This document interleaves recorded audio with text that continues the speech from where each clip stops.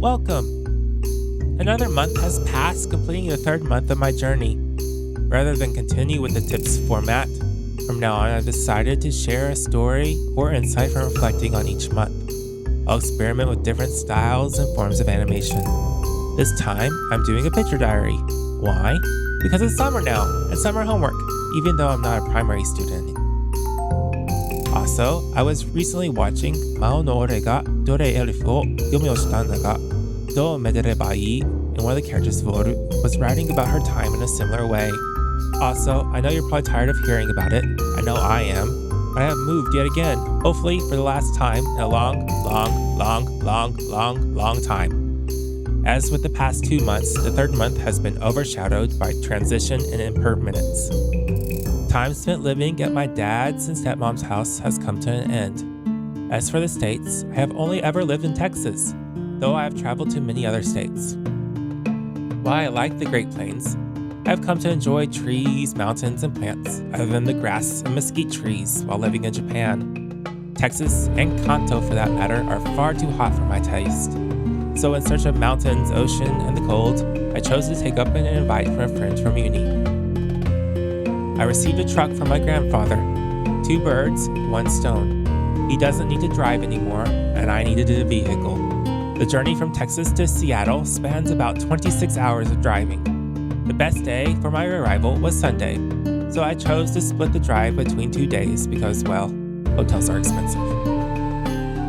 Early Saturday morning, I woke up at 4:30 and finished packing things into my truck. It was a tighter fit than I thought.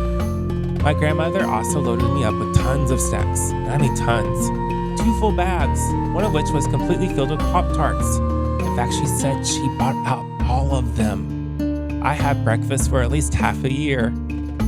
While I came back into the house to check if I had missed anything, my dad was sitting on the couch waiting. When he saw I was finished, he woke the others up, and we said goodbye. I was on the road by 5 a.m. The first day of driving was uneventful, and a good chunk of the time, I drove in silence, embracing only thinking about the act of driving. A good content creator would have taken pictures, stopped and enjoyed the scenery to help make new videos.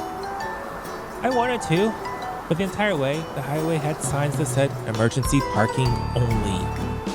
I didn't want to leave the highway, not that adventurous. Traffic was fair. The only parking lot was the Denver area. The Rocky Mountains were quite nice. The day ended in Utah. I had forgotten the difference between a hotel and a motel and mistakenly booked a hotel. A hotel equals the doors being on the inside of the building, while a motel is more like an apartment building with the room doors on the outside. I already knew this, but who knew that Motel 6 is a motel? It was way cheaper than the surrounding accommodations. Now I know why. The room was clean, but even though it was non-smoking, it smelled of tobacco. Turning the heat pump on cleared that up, however. But also right next door was the truck parking area. The entire night permeated with the sound of diesel engines running.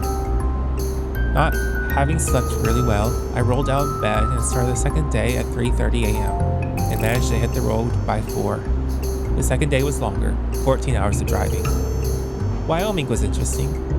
Rolling hills with these weird wind crate things everywhere, and winds that felt like they could turn my truck into an airplane. Oregon and Washington brought more angles and curves to my driving.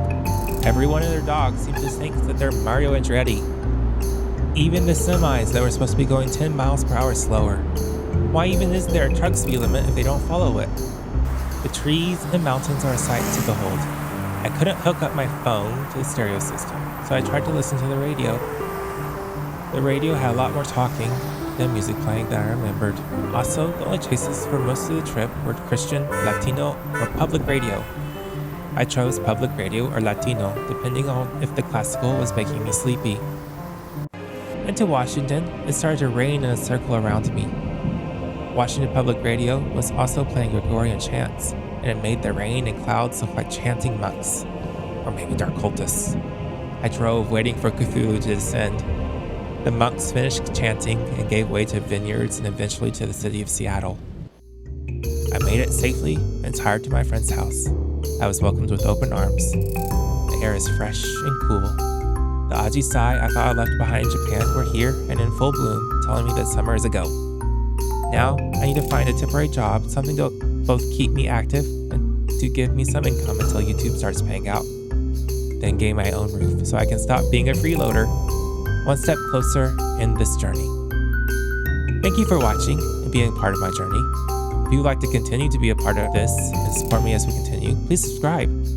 On the screen is my latest video and a video YouTube thinks you will enjoy. Please watch one of those and tell St. Algorithmus that I should share my videos with everyone. Also, thank you and see you in the next video.